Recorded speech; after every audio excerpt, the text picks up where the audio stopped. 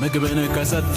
ለሰማይ ወፎች አምላክ ካሰበ ለምድር አበቦች ለሰራኝማ በጥሮ ባምሳሉ ታምራት አለው ለቁም በቃሉ ሐሳቤን በሱ ጥዬ እምነቴን ላጠንክረው በኢየሱስ በጌታዬ ልቤ ላሳርፈው የሚያስጨንቀኝን በሱ ላይ ጣልኩና ዝማሬን ዘመርኩኝ በገና ያዝኩና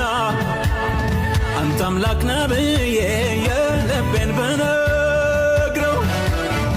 እግዚአብሔር መንገዴን መልካም አደረገው